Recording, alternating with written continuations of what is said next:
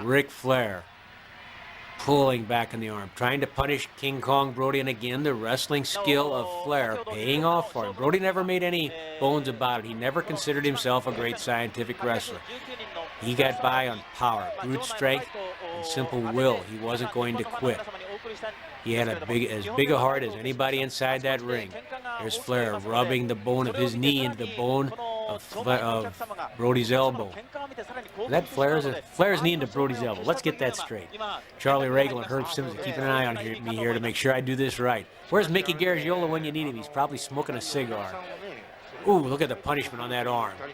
Look at Flair using the leverage to punish the arm of King Kong Brody.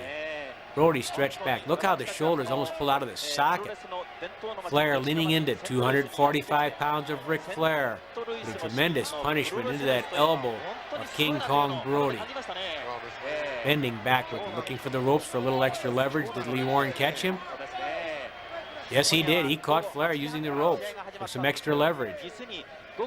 A kick into the rib by Ric Flair. Brody fighting back. Pushed to the corner, pushed to the ropes rather by Ric Flair. Flair staying in tight to him.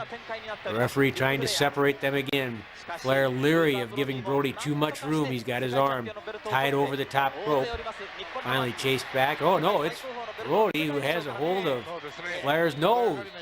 Brody with a nose lock and then a forearm right across the forehead of Ric Flair. Flair fighting back. He doesn't want to lose the advantage he has.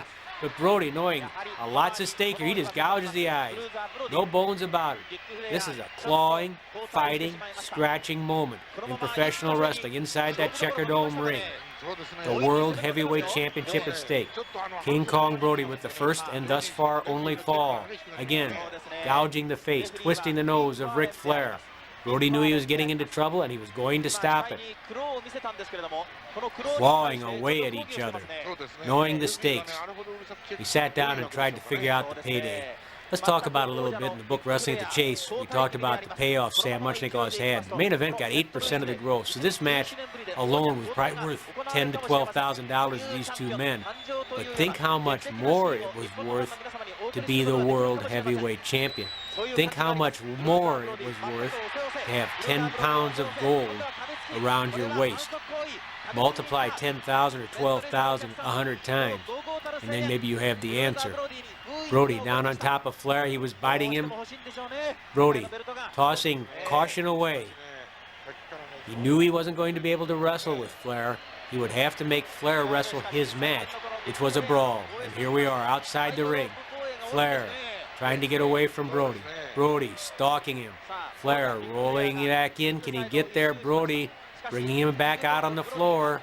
King Kong Brody up 1 fall to none, going after the World Heavyweight Championship, and he slams Flair. Flair got his shoulder up, blocking his head at least from hitting the steel ring post.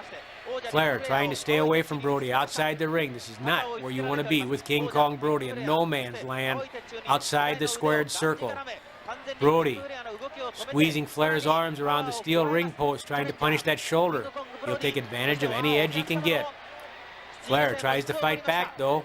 Brody and Flair both back inside the ring. Brody hits the ropes.